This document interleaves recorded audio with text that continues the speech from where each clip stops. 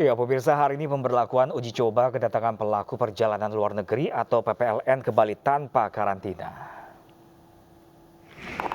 Ya, pemirsa, per hari ini menjadi babak baru bagi sektor pariwisata Bali. 2 tahun terpuruk dampak pandemi COVID-19, pemerintah pusat secara bertahap kembali membuka Bali untuk wisatawan asing. Pemerintah pusat kembali mengeluarkan kebijakan baru bagi pelaku perjalanan luar negeri yang masuk Bali melalui jalur udara dan laut dengan uji coba penerapan bebas karantina. Serta pemberlakuan kembali layanan Visa on Arrival atau VOA. Pengelola Bandara Internasional I Gusti Ngurah Rai Badung Bali telah menyiapkan sejumlah sarana seperti penyiapan 4 jalur dengan keberadaan 8 petugas atau counter untuk mempercepat penumpang memperoleh layanan pengurusan administrasi VOA.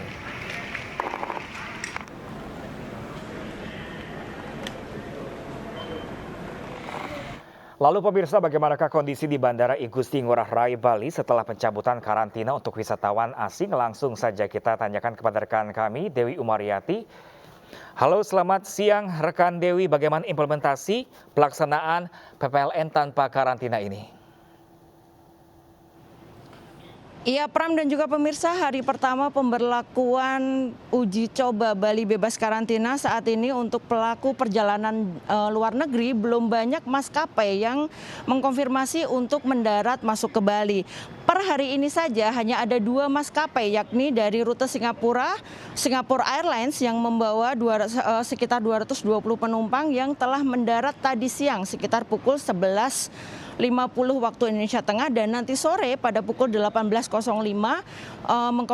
telah mengkonfirmasi Scoot Tiger Air yang akan mendarat di Bali. Dan untuk mengetahui seperti apa nantinya alur kedatangan wisatawan mancanegara ini setelah adanya penghapusan masa karantina serta pemberlakuan kembali Visa on Arrival, sudah bersama saya Humas Angkasa Pura Bandara I Gusti Ngurah Rai, Taufan Yudhistira. Selamat siang Pak Taufan, gimana terkait pemberlakuan masa karantina bebas masa karantina di Bali dan pemberlakuan Visa on Arrival di Bali terkait dengan adanya alur kedatangan? Oke, terima kasih. Yang pasti memang hari ini sudah diberlakukan untuk Visa on Arrival, dan yang kedua adalah hotel karantina. Nah, tentunya ini sangat berita yang sangat menggembirakan ya, karena memang ini dapat memicu peningkatan trafik penumpang maupun trafik pesawat. Nah, untuk Visa on Arrival itu kami sudah menyiapkan alur untuk Visa on Arrival dan juga untuk counternya. Terkait kesiapan kendaraan yang akan membawa wisatawan dari bandara menuju ke hotel yang memang sudah dipesan, siapa yang menyiapkan ini? Apakah bandara yang menyiapkan segala sesuatunya, dan siapa yang memastikan kalau wisatawan ini nantinya akan tiba di hotel yang dipesan dan tidak turun di tengah jalan, Pak? Nah, yang pasti kami dibantu oleh para stakeholder lainnya, yaitu tentunya kalau di bidang perhotelan itu dan transportasi itu ada Bali Tourism Board, dan tentunya juga dari Satuan Tugas Penanganan COVID-19 Provinsi. Nah, mereka lah yang akan membawa para penumpang ini menuju ke hotel yang telah dipesan.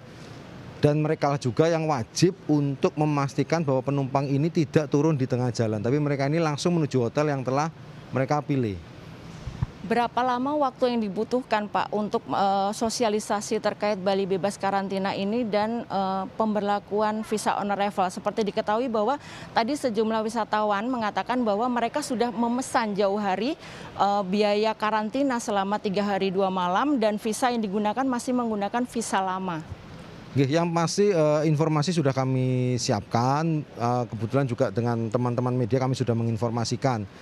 Nah, terkait dengan istilahnya akan meningkatkan jumlah penumpang dan juga pesawat, ini mungkin butuh waktu ya, karena memang peraturan ini kan baru beberapa hari ini kita terima ya.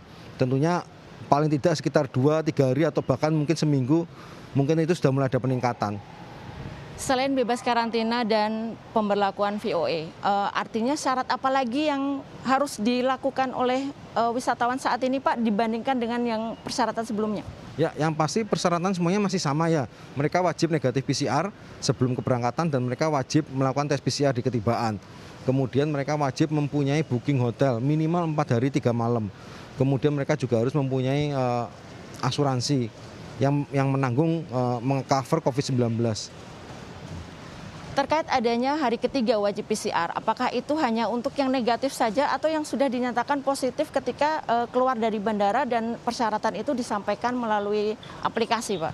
Oke, yang pasti keputusan yang kami dapatkan adalah yang ketika mereka sudah negatif, mereka boleh melakukan perjalanan wisata. Nah, untuk yang positif tentunya mereka ada tes kedua. Ketika mereka misalnya positif, mereka harus isolasi dan beberapa hari kemudian mereka melakukan tes kedua. Selama masih positif ya tentunya mereka akan isolasi, tapi ketika sudah negatif mereka boleh melakukan perjalanan. Terima kasih Pak Taufan atas informasinya. Nanti semoga ke depan trafiknya semakin meningkat ya Pak ya. Ya Pram dan juga pemirsa, memang sejak 3 Februari penerbangan internasional kembali diaktifkan. Saat ini sudah kedatangan sekitar 3.000 wisatawan dan harapannya hal ini tentu menjadi angin segar untuk pelaku pariwisata sehingga perekonomian warga kembali pulih. Pram, kembali ke studio. Dewi Umaryati melaporkan langsung dari Badung, Bali. Terima kasih dan selamat bertugas kembali, Dewi.